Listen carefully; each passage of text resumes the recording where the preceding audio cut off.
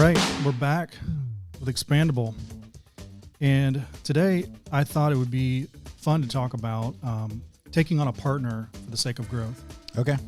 And, I think a lot of people think about this whenever they get into a stale position in their business. They've been growing and then they hit, various different points where maybe they hit a spot where they're not as skilled. And so they're thinking, well, maybe I'll bring on someone else that has that skill set. I think that does play to the right thinking, but then they kind of go down this rabbit hole. So that's one of the ways they can enter into this thinking, yeah. But they go down this rabbit hole of thinking that a partner is going to save them. I've had that thought myself. You've had it? Yeah, many times for over the years. Cause I think I see it a lot on the front end when they're creating in the beginning, partnerships come in. Yeah. And I think that's a big, fear thing on the front end where maybe it's a capital thing and they don't have all the capital. Yeah. One's doing the work and the other's doing the capital a lot of times. Right. Yeah. And I think also it's like, if I have someone else in it with me, again, if it's not like a, husband, wife, spouse kind of thing. But you're talking about already an established business, but I'm talking looking about, to bring on correct, a partner. Correct. For the sake of growth. Gotcha. Because typically that's how people are going to be thinking about it. Well, give them some equity, they'll buy in, and then we'll be off to the races. So a couple things to think about that I've learned over the years, kind of walking through businesses and just my own personal thinking on this. Sometimes over the years, I've gotten off on this topic of thinking, bringing in someone else is going to save me and it will lighten the load and then we can grow faster.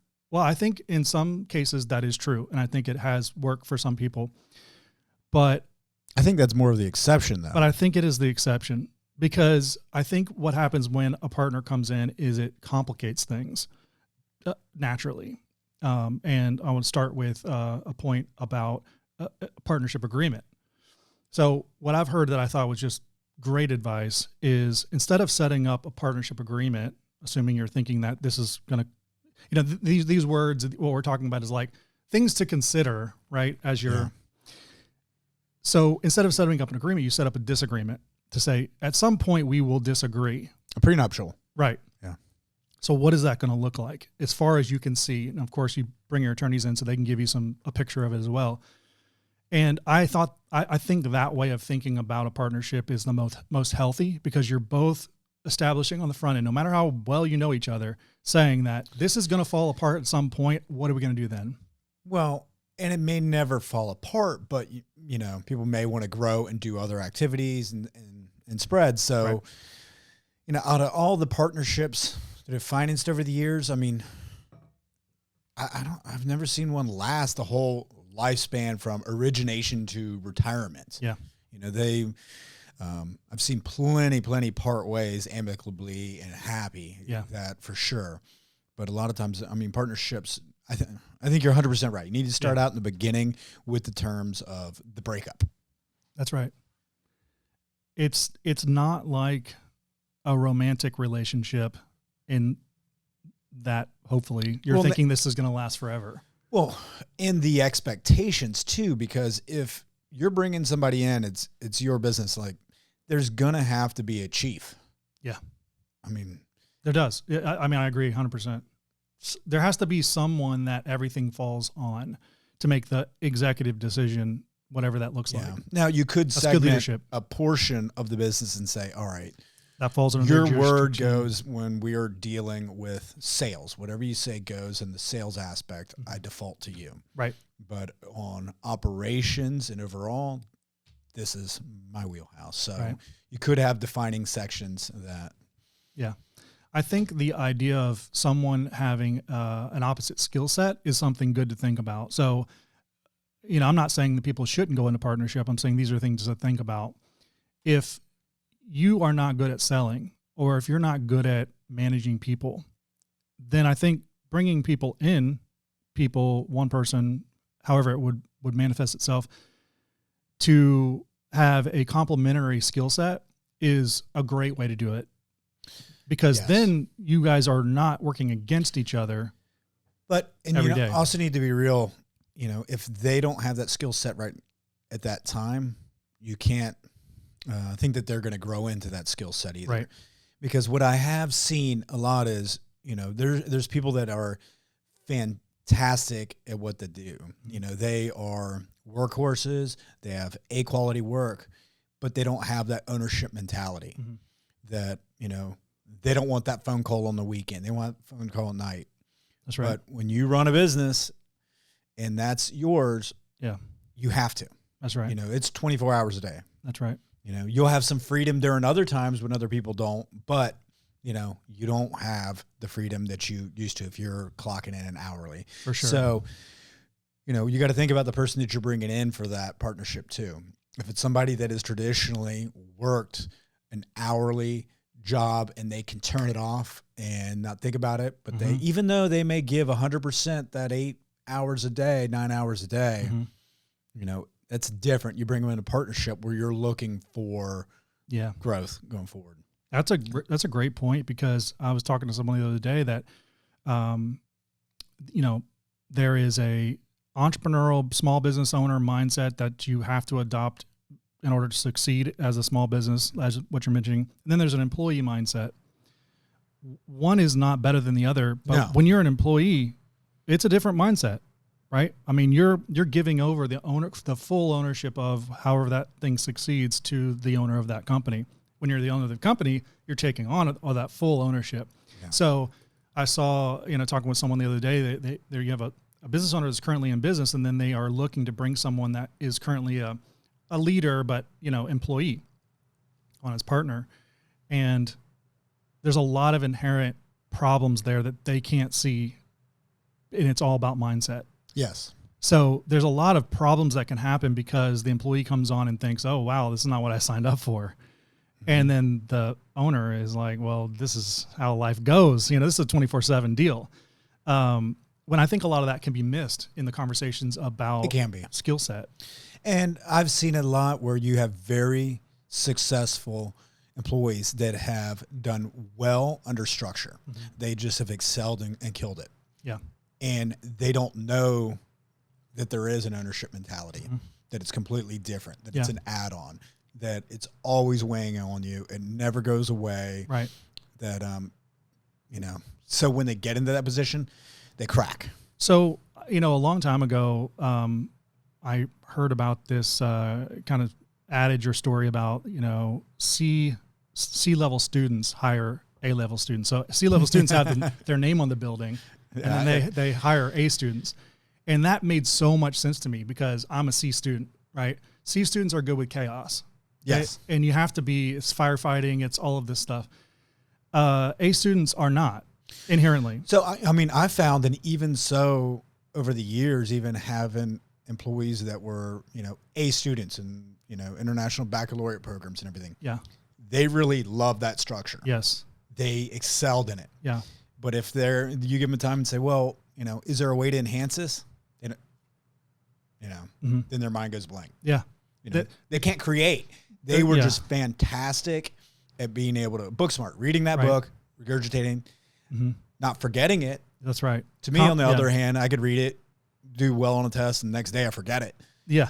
But they don't forget it. They're structured in there. Yeah. And, they have great output. But they're not going to create a whole new program and policy. That's right. Section. A players that are largely going to be A students that can think critically and understand ownership of their role and the other roles that it affects is the ideal employee. But it is still very different than having a small business that you run and you own all the roles. So I think that's a kind of interesting side note to, types. And these things have to be addressed because they may seem like soft tissue. And I've recently seen a partnership having to split. And from an outside perspective, I believe it was that workhorse ownership type mentality to where, the person doing, in their mind, they're doing all the work, but yet at the end of the day, doesn't want to be bothered on the weekend or, hey, it's my vacation, don't call me. That's just not going to play out if you want to have an ownership in the profitability and success of the business. 100%. There's an inherent risk that you have to take on as an owner that is, it's like the gut check. Like, do you have the stomach for this? You know, and then when that comes, that's generally where the problems come in. I mean, I don't even think a vacation is turning it off. No. But also you don't want to. I mean, there's a level of you that want says, to check some things. I need to get a little bit of mental clarity. So yeah, a day and a half or so of like not thinking about it. Yes, that helps. Yeah. But I mean, when we're vacation overseas, Mm-hmm. I mean, there was a couple full days where I was working. Yeah. And it made life a lot easier when I got back. Yeah. But it never left. Mm-hmm. You still had to deal with any issues right then and there and take care of it. Right. And they may not be issues, but it'd be an employee mindset's not going to want to do that. They're going to want their 2 weeks and not be bothered. Oh, they're going to be mad about it. But to go back to the skill set as a positive, I think what I've seen that has worked is someone, let's say, that's good at strategy, and then bring on someone that's good at operations, right? So you have a long-term thinker and a very short-term practical thinker. If those two people can agree, and I'm getting to kind of my third point about vision, if they can agree about where you're headed, that's a beautiful thing. Yes. If they can accept that, okay, I don't operate that way, yeah, but I see the value in it. Yeah, because an ops person wants to operate, and a strategy person doesn't want to operate, and vice versa. So that if they can live together and work out all the other more minor things, that company can go to the moon. Oh, yeah. And you need all of it. You need every type of personality within an organization. You need this. But just remember, when you are bringing on a partner, it's going to take different personalities than the typical. Yep. That's where you get into the human side of it, the relationship side of it. My final point is about vision, in that if there is not a true north where both people are on board with this true north, it's not going to work. Yeah. If I've seen anything working with businesses and having my own business, this dissonance of one person's rowing in this direction and one person's rowing in this direction, and it plays out in all the day-to-day, that is a miserable place to be. It is. And you can get lucky. It can work for a time being. Yeah. And it'll eventually fail. Yep. So, examples of that are, if you both say within 5 years, we want to exit this business, whatever multiple, we have an idea of who the buyer could be, strategic or financial, this is our plan.